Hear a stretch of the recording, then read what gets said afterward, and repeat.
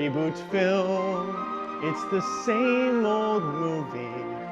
Every frame, just like the one before. Reboot film, full of reboot people, waking up to say. It's the Oscar-nominated animated classic Beauty and the Beast versus the 2017 fail as old as time on Movie Feuds.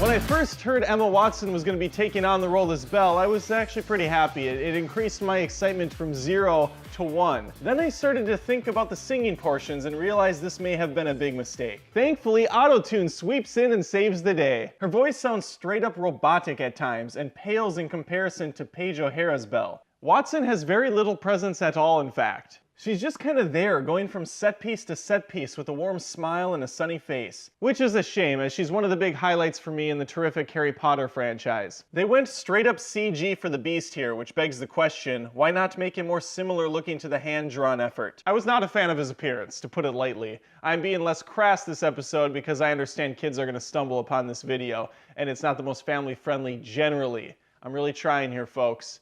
I'm really trying here, terrible parents who let their kids surf YouTube blindly. The Beast has no edge to him anymore. Robbie Benson was fearsome, funny, and kind. Perhaps the biggest miscast comes from Luke Evans as Gaston. The guy is neither large nor intimidating. Richard White nails it the first time around. For there's no man in town who's as manly. He's perfect. A pure paragon. I did enjoy Olaf. That's about the only edge I'm going to give this new incarnation. Josh Gad was clearly having fun as another Disney lovable oaf. Which leaves me with the staff around the mansion who have been randomly turned into talking candelabras and clocks. They look pretty terrible. Don't believe me? Ask the dishes. In fact, look at the dishes and you'll see. And speaking of dishes, I want to talk about Mrs. Potts for a second. Emma Thompson is a great actress, but no one beats Angela Lansbury. No one. In summary, Gad wasn't a total failure and everyone else was mediocre at best. Guess I could have started there.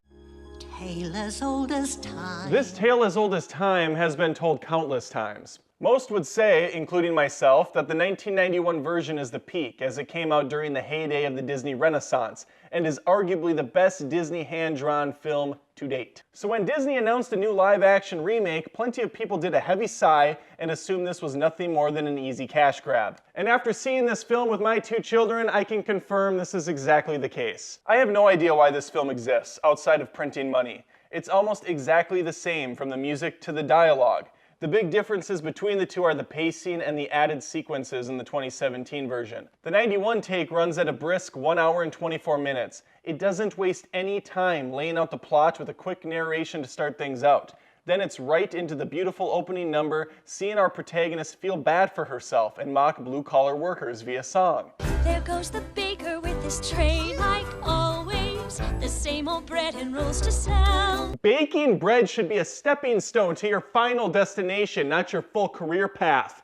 Baker man, that guy's the worst. Jokes aside, this song sets the tone for the epicness the audience is about to behold. The overproduced 2017 version feels off on basically all fronts. It's for some reason now over 2 hours long and decides to pump up the drama. 2017 feels flat and completely void of creativity, instead resting on nostalgia at every turn. I'm not even talking about the movie anymore, I'm talking about this year in general. Jesus, how much time do you have? I don't want to keep tearing down the new film like a sheep on a freshly gifted book, but this thing is a mess. 91 is a treasure on all fronts. It has some of the best music in the industry. Every single song is not only perfect, but manages to push the story forward. The film looks amazing over 25 years later. Early Pixar was brought on to do some of the first 3D in a hand-drawn film. It was revolutionary and critically praised. This new beauty may have that 2017 polish, but lacks any substance. There is so much going on, yet so little being said. There's no subtlety anymore. This is lost on Twilight Breaking Dawn director Bill Condon. The music numbers are fine, I guess, for what they are, which to me are essentially kids bop. Just poor reimaginings of much better versions of songs. Chock full of auto-tune and uninspired settings. Alright, I've had enough. Let's kill the beast. The classic sweet and very kind. But this was coarse and this was drab and unrefined. It's not for me, I'll just ignore, as Disney remakes every film it's done before. For what it's worth, my 8-year-old daughter does prefer this new version, and I didn't even swear at her or call her names, which is more than I can say for some of the YouTube comments I will inevitably get. I mean, I did legally disown her, but I think that's fair. That's within my right. I'm sure you have a thought or two, so let's hear it. Comment, vote for your winner, and remember, this is more than just reviews, this is Movie Feuds. Oh, and also wait and see a few years more as Disney remakes every film it's done be. Holding that note, which is probably off key.